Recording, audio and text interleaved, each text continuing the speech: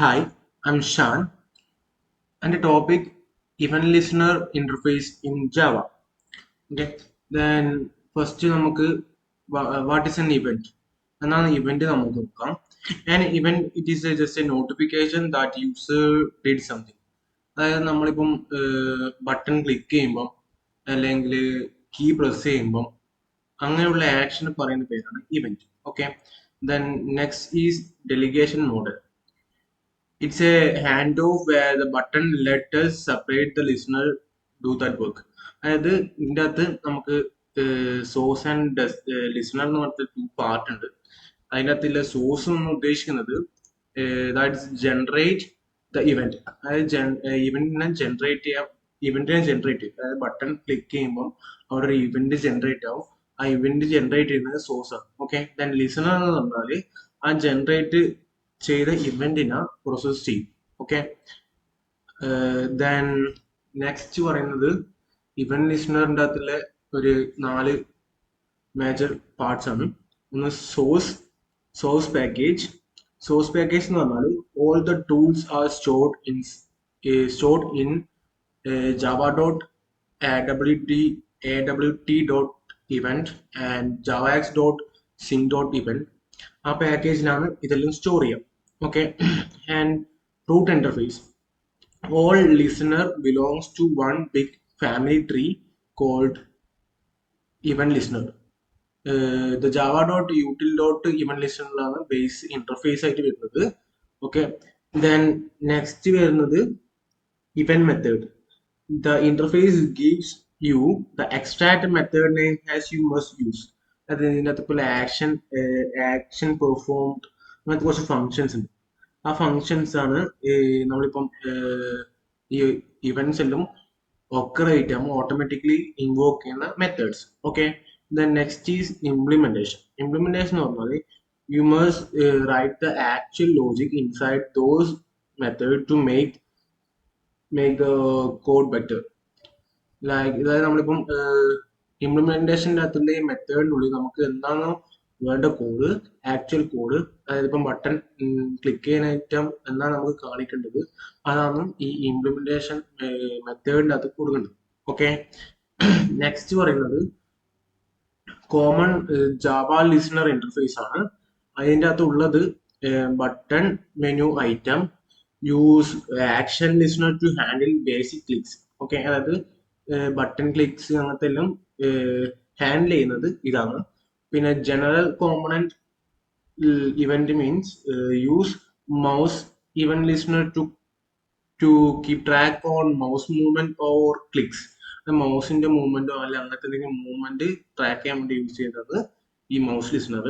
Then text field input uses key listener to react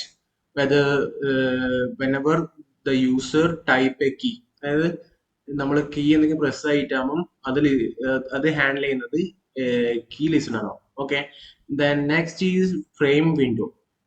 use frame listener to detect when a window opens or closed. അതൊരു window open ആയോ close ആയോ എന്നെല്ലാം detect ചെയ്യുന്നത് ഈ window ലിസണറാണ്. Okay, the next is selection stage. Use item listener for checkbox or drop down menu changes. Drop down ചേഞ്ചസും അല്ലെങ്കിൽ check box നമ്മൾ ചെക്ക് ചെയ്തോ അങ്ങനത്തെ ഹാൻഡിൽ ചെയ്യുന്നത് ഈ event item listener. Okay, then next is the work flow ഫ്ലോനകത്ത് mainly 3 സ്റ്റെപ്പാണ് ഉള്ളത്: implementation, register and override. And ഇംപ്ലിമെന്റേഷനിൽ വരുന്നത് write implements action listener in your code header. അതായത് ആക്ഷൻ ലിസ്റ്ററിനെ ഇംപ്ലിമെന്റ് ചെയ്യണം. ഓക്കെ, ആ ഇന്റർഫേസിനെ ഇംപ്ലിമെന്റ് ചെയ്യാം. നമ്മുടെ ക്ലാസിന്റെ അകത്ത് ഇന്റർഫേസ് ഇംപ്ലിമെന്റ് ചെയ്യാം. Okay, the next step is register. എന്നിട്ട് രജിസ്റ്റർ ചെയ്യേണ്ട ആവശ്യമുണ്ട്. അതായത് നമുക്കിപ്പം യൂസ് ബട്ടൺ, ഇപ്പം ബട്ടന്റെ കേസ് എടുക്കുന്നെങ്കിൽ use button dot add action listener of these to connect the button to your code. അതായത് നമ്മൾ ബട്ടൺ നമ്മൾ കോഡുമായിട്ട് കണക്ട് ചെയ്യണമെങ്കിൽ നമ്മൾ ഫസ്റ്റ് തന്നെ രജിസ്റ്റർ ചെയ്യണം. ഓക്കെ, പിന്നെ നെക്സ്റ്റ് സ്റ്റെപ്പ് എന്ന് പറയുന്നത് override. Write a specific business logic inside your required method. നമ്മളെ മെത്തേഡിനുള്ളിൽ നമുക്ക് വേണ്ടുന്ന ലോജിക്ക് എഴുതുക. ഓക്കെ, നെക്സ്റ്റ് വരുന്നത് പ്രാക്ടിക്കൽ എക്സാമ്പിൾ. നമ്മൾ റൈറ്റ് സൈഡിൽ കോഡ് ഉണ്ട്. ഓക്കെ, ആ കോഡിനകത്ത് പറയുന്നത് നമ്മൾ രണ്ട് ലൈബ്രറിനെ ഇമ്പോർട്ട് ചെയ്തിട്ടുണ്ട്.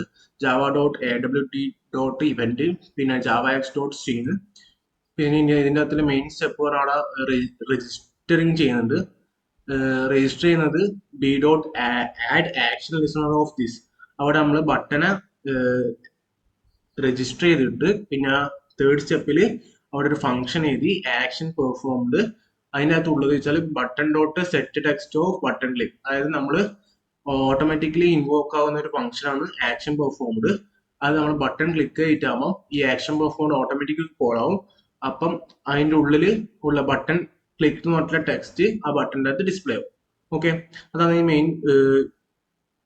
ഇങ്ങനെയാണ് ഇംപ്ലിമെന്റ് ചെയ്യുക. അതായത് ഫസ്റ്റ് നമ്മൾ ബട്ടൺ ഉണ്ടാക്കുക, ബട്ടൺ രജിസ്റ്റർ ആക്കുക, രജിസ്റ്റർ ആക്കിയതിനു ശേഷം ബട്ടൺ ക്ലിക്ക് ആയതിനു ശേഷം എന്ത് ആക്ഷൻ ആണോ എന്ത് ലോജിക് ആണോ വർക്ക് ചെയ്യുന്നത് വെച്ചാൽ അത് ആക്ഷൻ പെർഫോം എന്ന് പറഞ്ഞ ഫംഗ്ഷനുള്ളിൽ ഇംപ്ലിമെന്റ് ചെയ്യാം. ഓക്കെ, നെക്സ്റ്റ് നമുക്ക് നോക്കുകയാണെങ്കിൽ മൗസ് ലിസണറിന്റെ കുറച്ച് എക്സാമ്പിൾ ആണ്.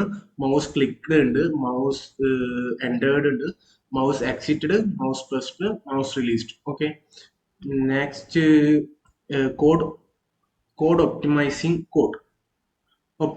ഓക്കെ, ജാവ ഈവൻ ലിസണർ ഹാൻഡ്ലിങ്ങിനകത്ത് കുറച്ച് പ്രാക്ടിക്കൽ ആയിട്ടുള്ള പ്രാക്ടീസസ് ഉണ്ട്. അതിൻ്റെ അകത്ത് anonymous inner classes that's create a quick listener on the fly to say the space കൊടുക്കാൻ വേണ്ടിയിട്ട് ഈ അനോണിമസ് ഇന്നർ ക്ലാസ് യൂസ് ചെയ്യും. പിന്നെ ലാംഡ എക്സ്പ്രഷൻ യൂസ് ചെയ്യും. One line arrow to replace a long block of code. വലിയ block of കോഡിനെ replace ചെയ്യാൻ വേണ്ടിയിട്ട് ഈ ലാംഡ എക്സ്പ്രഷൻ യൂസ് ചെയ്യും.